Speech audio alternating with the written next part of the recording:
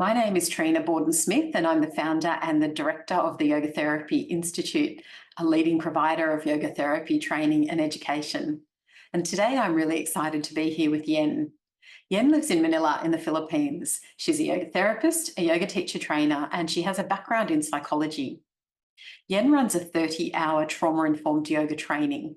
She has been offering yoga to women living in shelters who are survivors of trafficking for more than 20 years, and also working with children who've been sexually exploited. In addition to this work, she has also started projects to bring therapeutic yoga to underserved populations, including schools for students where there is a high suicide rate. Well, since taking the course, I actually founded my own yoga therapy studio and I call it Applied Yoga Therapy. It is the first trauma-informed yoga therapy provider in the Philippines. Yoga therapy training really changed the way I practice yoga, both personally and professionally.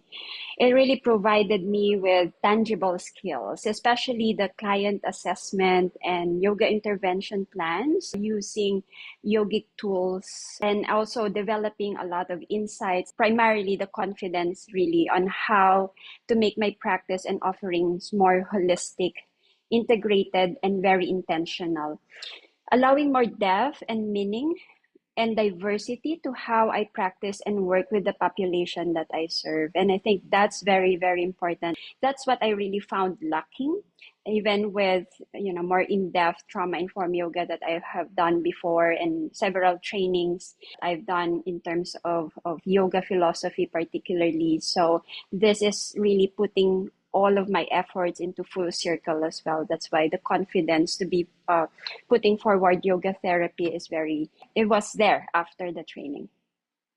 Can you tell us how your work as a yoga teacher has changed since completing the yoga therapy training? Since taking the course, my yoga services, my offerings changed to a great extent. It really opened many opportunities for me from a regular group asana classes to focusing mainly on these three areas of offerings. First, I was able to do private one-on-one trauma-informed yoga therapy, and I'm really focusing on mental health, especially psychological stress and trauma injuries. And the second is really focusing too on adaptive and accessible therapeutic chair-based yoga through a service program I've co-founded, which is basically, we name it Surya Project. The Surya Project's main goal is to make adaptive and trauma-informed yoga accessible to the vulnerable and underserved population.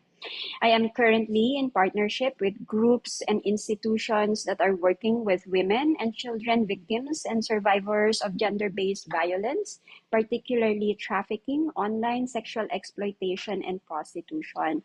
We also work with people with disabilities, also among elderlies, and people deprived of liberty. So we work in women's prison and children in conflict with the law. So for this year, we are focusing on this population, and hopefully in terms of its sustainability, we will be able to also train people within those shelters and facilities so that yoga, adaptive therapeutic yoga, will be more ingrained and part of their healing programs as well.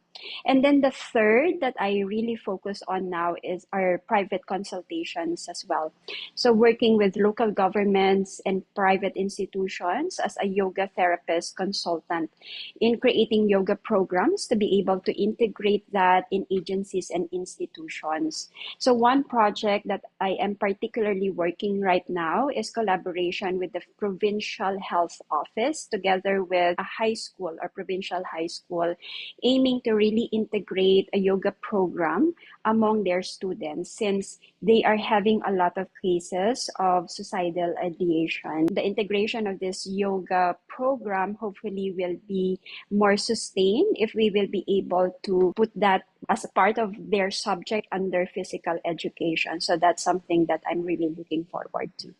Can you tell us about your work with the vulnerable and underserved populations?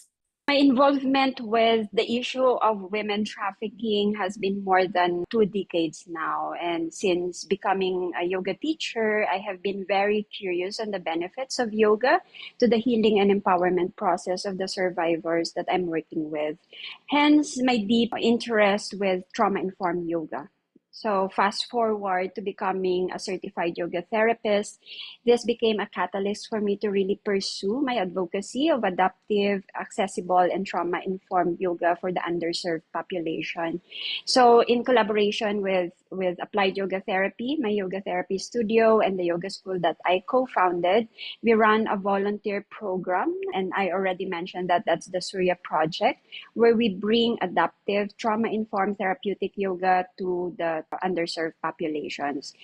We partner mostly with various shelters and agencies that caters to this population. So we have a memorandum of agreement with them, and we conduct free adaptive yoga as well as yoga therapy to individuals that the social workers or case managers will recommend. So right now I am working with 2 shelters. One shelter, I'm doing 7 yoga therapy sessions with them, and the other one is 10 yoga therapy sessions.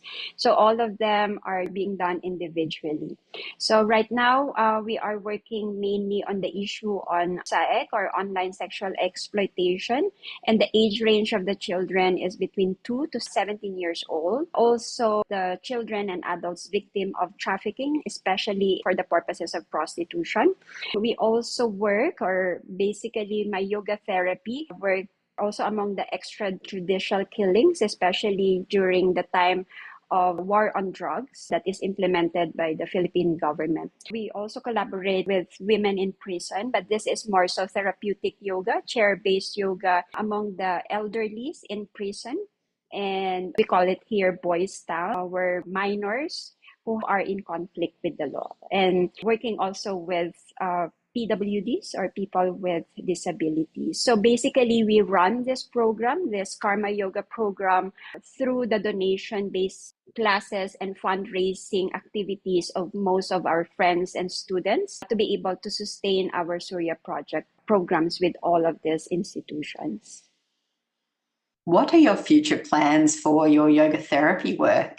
I have so many dreams for my yoga therapy work, but my priorities right now are long term, really creating spaces and programs for Filipino yoga teachers and practitioners to learn more about yoga therapy and therapeutic yoga, to really change, also create conversations, more mainstreaming. There's a place for group asana classes, but I believe that there's also place for this, and there should also be a conversation about the therapeutic impacts or yoga therapy in particular.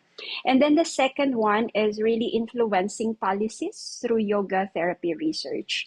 So the programs that we are also doing under Surya Project, so we are trying to also create surveys, pre and post interventions. And because researchers here in the Philippines, I'm not even sure if it does exist in terms of yoga therapy in particular, or therapeutic yoga. So we are starting that, and hopefully the results of that will be helpful in influencing policies, especially the Philippines just passed very recently a mental health law.